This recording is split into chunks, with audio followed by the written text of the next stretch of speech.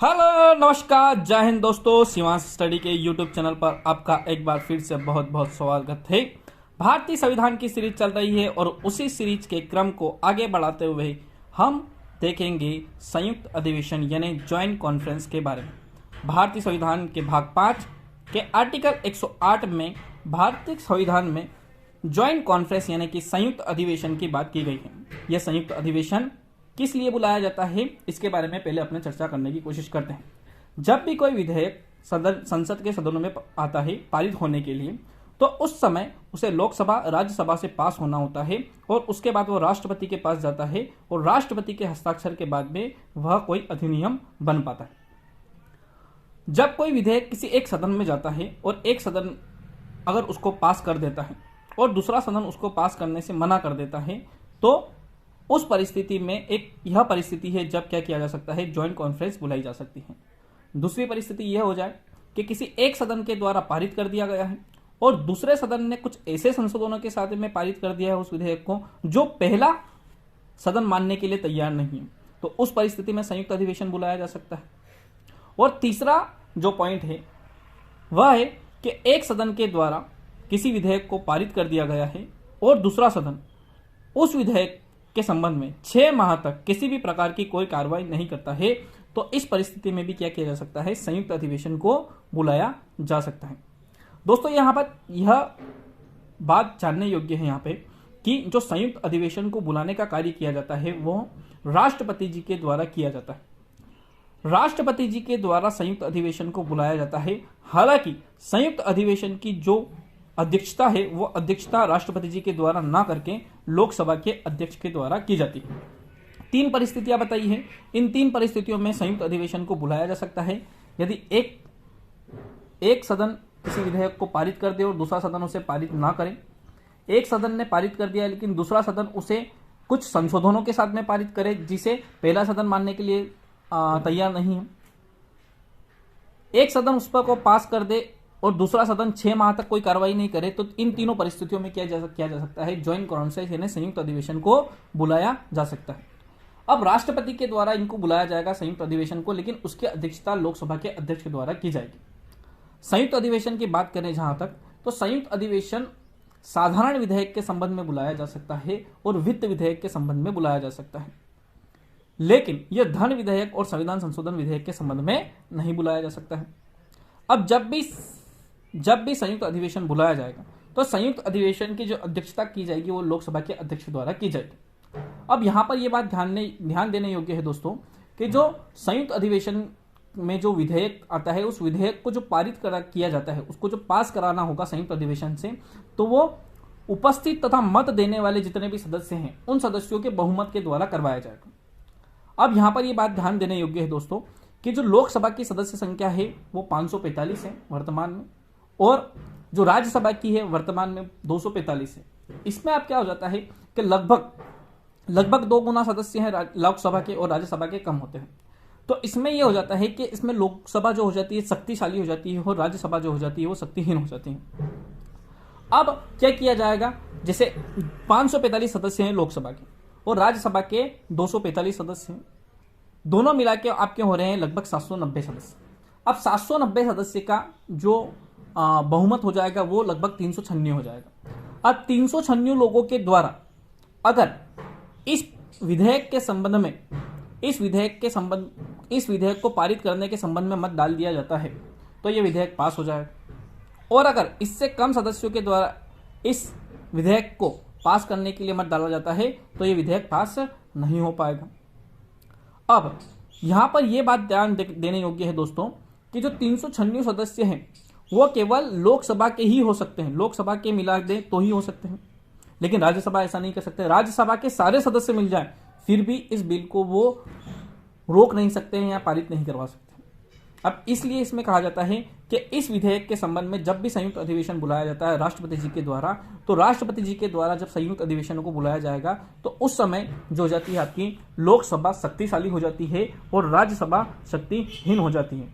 हालांकि यह मैं आपको पहले भी बता चुका हूं कि संविधान संशोधन विधेयक के संबंध में और धन विधेयक के संबंध में यह बिल नहीं, संयुक्त अधिवेशन को नहीं बुलाया जा सकता है। संयुक्त अधिवेशन की जो प्रणाली है उसको नहीं अपनाया जा सकता है 2 विधेयकों के संबंध में। और इसमें एक बात और इंटरेस्टिंग है कि संयुक्त अधिवेशन का जो कोरम होता है, जैसे लोकसभा का जो कोरम होता है 1/10 होता है, जो कि लगभग 55 सदस्य के लगभग होता है।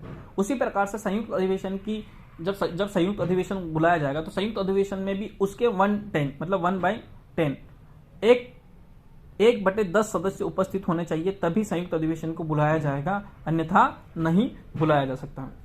आज तक भारतीय संविधान के लागू होने के बाद में आज तक यह जो संयुक्त अधिवेशन है इसको 3 बार बुलाया जा चुका है। पहला जो बुलाया था दहेज प्रतिषेध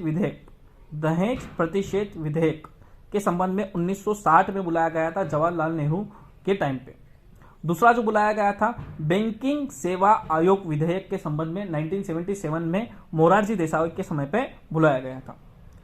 तीसरा जो बुलाया गया है पोटा यानी कि prevention of terrorist activity act 2002 के संबंध में बुलाया गया था, जब अटल बिहारी जी वाजपेयी जी की सरकार थी। तो आज तक दोस्तों केवल 3 बार ऐसा हुआ है कि भारत में संयुक्त अधिवेशन को बुलाया गया है राष्ट्रपति जी के द्वारा, और जैसा कि आपको बता दिया गया है कि जो इसकी अध्यक्षता करते हैं वो हमेशा किसके द्वारा की जाएगी, लोकसभा के। अधिवेशन की अध्यक्षता अगर लोकसभा के अध्यक्ष उपस्थित नहीं है तो उनकी अनुपस्थिति में लोकसभा के उपाध्यक्ष के द्वारा संयुक्त अधिवेशन की अध्यक्षता की जाती है। अगर लोकसभा के उपाध्यक्ष भी उपस्थित नहीं है तो राज्यसभा के उपसभापति के द्वारा संयुक्त अधिवेशन की अध्यक्षता की जाएगी। यहां पर यह बात ध्यान देने योग्य है दोस्तों कि राज्यसभा के सभापति के द्वारा संयुक्त अधिवेशन की अध्यक्षता नहीं की जा सकती है, क्योंकि वह किसी भी सदन के सदस्य नहीं होते हैं। अब इसके बाद जो अपने टॉपिक देखने वाले हैं वह आर्टिकल 109 और आर्टिकल 110 जो कि धन विधेयक यानी कि मनी बिल से संबंधित है। आर्टिकल 109 धन विधेयक के विभिन्न प्रावधानों के बारे में बताता है और आर्टिकल 110 जो बताता है वह धन विधेयक की डेफिनेशन को बताता है। आर्टिकल 110 से समझने से पहले अपने आर्टिकल 109 के बारे में आर्टिकल 109 को समझने की कोशिश करते हैं। तो धन विधेयक जो है, धन विधेयक से संबंधित कुछ विशेष प्रावधान है, उन विशेष प्रावधानों को समझने की कोशिश करेंगे। उसके बाद धन विधेयक क्या होता है और साधारण विधेयक और धन विधेयक में क्या अंतर होता है और एक धन विधेयक और वित्त विधेयक में क्या अंतर होता है, इनको भी समझने की कोशिश करेंगे। तो धन विधेयक आर्टिकल 109 में कुछ विशेष प्रावधान किए गए हैं। उन विशेष प्रावधानों में सबसे पहला प्रावधान है कि जो धन विधेयक होगा, कोई सा भी विधेयक धन विधेयक है या नहीं, इसके बारे में जो अंतिम फैसला लेने का जो कार्य होता है वो लोकसभा के अध्यक्ष के द्वारा किया जाता है। लोकसभा के अध्यक्ष के द्वारा ही बताया जाता है कि कोई विधेयक धन विधेयक है अथवा साधारण विधेयक है या और अन्य कोई सा विधेयक है। इसके बारे में अंतिम फैसला निर्णय लेने का जो अधिकार होता है वो लोकसभा अध्यक्ष के पास में होता है। दूसरी बात जो है धन विधेयक है उसे केवल लोकसभा में ही पेश किया जा सकता है, राज्यसभा में उसे पेश नहीं किया जा सकता है। तीसरा पॉइंट जो है, जो धन विधेयक के संबंध में लोकसभा के पास में ज्यादा अधिकार प्राप्त होते हैं और राज्यसभा के पास में कम अधिकार प्राप्त होते हैं। किस प्रकार से? चूंकि जो धन विधेयक होता है उसे केवल लोकसभा में पारित किया जा सकता है, लोकसभा में ही लाया जा सकता है, राज्यसभा में नहीं लाया जा सकता है। दूसरा पॉइंट यह भी हो जाता है इसमें कि जब इसे लोकसभा से पास करके राज्यसभा में भेजा जाएगा तो राज्यसभा इसे 14 दिन तक ही रोक सकती है, 14 दिन से ज्यादा दिन तक नहीं रोक सकती है। हालांकि राज्यसभा इसमें कुछ संशोधन पेश कर सकती है, लेकिन उन संशोधनों को मानना न मानना लोकसभा के ऊपर डिपेंड करता है कि वो उसे माने या न माने। अगर राज्यसभा इस धन विधेयक को किन्हीं संशोधन के साथ में पेश करती है तो लोकसभा केवल उन संशोधनों को पास भी कर सकती है अथवा नहीं भी कर सकती है। चौथा पॉइंट ये है इसमें कि अगर धन विधेयक को अगर लोकसभा से पास कर दिया गया है और राज्यसभा के पास में गया है तो 14 दिन के भीतर अगर राज्यसभा ने उसे पास नहीं किया है या किसी भी प्रकार की अपनी प्रतिक्रिया नहीं दी है तो यह धन विधेयक अपने आप ही स्वतः ही राज्यसभा से पास मान लिया जाएगा, राज्यसभा से पारित मान लिया जाएगा। इसलिए धन विधेयक के संबंध में जो राज्यसभा होती है उसको कम अधिकार प्राप्त होते हैं और जो लोकसभा होती है उसे ज्यादा अधिकार प्राप्त होते हैं। अब आर्टिकल 110 जो बोलता है, आर्टिकल 110 जो बोलता है वो धन विधेयक के बारे में प्रावधान करता है। तो धन विधेयक किस प्रकार का विधेयक हो जाएगा? तो वह विधेयक जो भारत की संचित निधि और भारत की संचित निधि और भारत की आकस्मिक निधि से धन खर्च करने या उसमें से धन निकालने या उसमें धन डालने या किसी प्रकार के करारोपण से संबंधित हो या भारत के द्वारा किसी को ऋण देना हो या भारत के द्वारा किसी से ऋण लेना हो, तो इस संबंध में क्या किया जाता है? धन विधेयक को पास किया जाता है, धन विधेयक को पारित किया जाता है, धन विधेयक संबंधी बिल को क्या किया जाता है? पारित किया जाता है। कुल मिला के आपको यह समझना चाहिए यहाँ पे कि धन विधेयक जो होता है वह संचित निधि और आकस्मिक निधि से पैसे निकालने या पैसे डालने से संबंधित होता है, धन विधेयक होता है। अब धन विधेयक के संबंध में यह होता है, जब धन विधेयक संसद में प्रस्तुत किया जाता है यानी लोकसभा में जब पेश किया जाता है, तो यह धन विधेयक जो होता है राष्ट्रपति की पूर्वानुमति के आधार पर प्रस्तुत किया जाता है। मतलब जब भी कोई धन विधेयक लोकसभा में पेश होगा तो उससे पहले, उसको पेश करने से पहले राष्ट्रपति जी के द्वारा उसको अनुमति लेकर पेश किया जाना चाहिए कि ये बिल पेश करने वाले हैं, ये धन विधेयक के तौर पे पेश करेंगे, तो राष्ट्रपति पहले से उसको अनुमति देता है। अब जब लोकसभा एवं राज्यसभा में धन विधेयक पास हो जाता है तो राष्ट्रपति के लिए सिग्नेचर के लिए जाता है एक्ट बनने के लिए। तो यहां पर क्या हो जाएगा कि यहां पर जो होगा राष्ट्रपति के पास में कोई भी विधेयक आता है तो उसके पास में 3 शक्तियां होती है, या तो वो उस पर अपनी सहमति दे सकते हैं या अपनी सहमति रोक कर रख सकते हैं या अपनी सहमति पुनर्विचार के लिए लौटा सकते हैं, मतलब उस बिल को पुनर्विचार के लिए लौटा सकते हैं। तो राष्ट्रपति जी के पास में धन विधेयक के संबंध में केवल 2 शक्तियां होती हैं। पहली होती है या तो वह इस पर अपनी सहमति दे सकते हैं या तो वह अपनी सहमति रोक कर रख सकते हैं। लेकिन जो तीसरा पॉइंट है वह लोकसभा में इसको वापस या फिर संसद में इसको वापस पुनर्विचार के लिए लौटा नहीं सकते हैं। ऐसा इसलिए होता है क्योंकि राष्ट्रपति जी से पूर्व अनुमति लेकर ही यह बिल संसद में पेश किया गया था, इसलिए राष्ट्रपति इसको पुनर्विचार के लिए लौटा नहीं सकते हैं किसी भी परिस्थिति में। अब कुछ बेसिक अंतर समझने की कोशिश करेंगे जो धन विधेयक और साधारण विधेयक, कैसे एक धन विधेयक होता है और कैसे एक विधेयक साधारण विधेयक होता है। तो एक पॉइंट में साधारण विधेयक के बारे में बोलूंगा और एक पॉइंट में बोलूंगा धन विधेयक के बारे में। तो पहला पॉइंट जो है, इसे लोकसभा और राज्यसभा कहीं पे भी पेश किया जा सकता है, यानी कि जो साधारण विधेयक होता है उसे लोकसभा में भी पेश किया जा सकता है एवं राज्यसभा में भी पेश किया जा सकता है।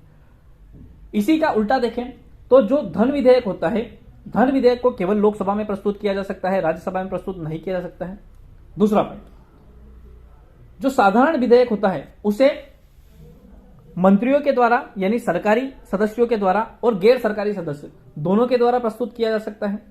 लेकिन जो धन विधेयक होता है उसे केवल सरकारी सदस्यों के द्वारा ही क्या किया जा सकता है? पेश किया जा सकता है। यहां पर सरकारी सदस्य वही होंगे जो सरकार के मंत्री होंगे, गैर सरकारी सदस्य वे सारे सदस्य जो रूलिंग पार्टी से हो या अपोजिशन से हो। बाकी सारे जो संसद के सदस्य हैं वे गैर सरकारी सदस्य ही कहलाएंगे अगर वह किसी भी मंत्री पद पर नहीं है तो।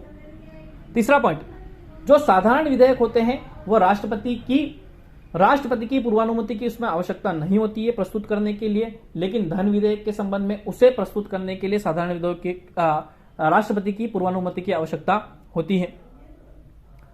साधारण विधेयक के संबंध में राज्यसभा को और लोकसभा को समान अधिकार प्राप्त होते हैं, लेकिन धन विधेयक के संबंध में लोकसभा को ज्यादा अधिकार प्राप्त होते हैं और राज्यसभा के पास में कम अधिकार प्राप्त होते हैं, क्योंकि यह 14 दिन तक ही रोक कर रख सकता है धन विधेयक को राज्यसभा, और 14 दिन के बाद में वह स्वतः ही क्या हो जाते हैं? पारित हो जाते हैं। साधारण विधेयक के संबंध में किसी बिल को लेकर राज्यसभा और लोकसभा में असहमति हो सकती है। राष्ट्रपति असहमति की स्थिति में इसे संयुक्त अधिवेशन बुलाकर पास करवा सकता है, संयुक्त अधिवेशन की घोषणा कर सकता है। लेकिन धन विधेयक के संबंध में ऐसा कोई भी नहीं होता है कि राज्यसभा और लोकसभा के बीच में असहमति हो रही है, क्योंकि लोकसभा ने इसे पारित कर दिया है तो राज्यसभा के पास में 14 दिन ही होते हैं, उसके बाद में वह स्वतः पारित हो जाता है। अर्थात धन विधेयक के संबंध में संयुक्त अधिवेशन का किसी भी प्रकार का कोई प्रावधान की व्यवस्था नहीं की गई है। साधारण विधेयक को राष्ट्रपति पुनर्विचार के लिए लौटा सकता है, लेकिन धन विधेयक को राष्ट्रपति पुनर्विचार के लिए लौटा नहीं सकता है। अगर साधारण विधेयक लोकसभा में अस्वीकृत कर लिया गया है तो यह जरूरी नहीं है कि सरकार को इस्तीफा देना पड़े, लेकिन अगर धन विधेयक है कोई और अगर धन विधेयक लोकसभा में पारित नहीं होता है तो सरकार को इस्तीफा भी देना पड़ सकता है। ये कुछ बेसिक से डिफरेंस थे जो धन विधेयक और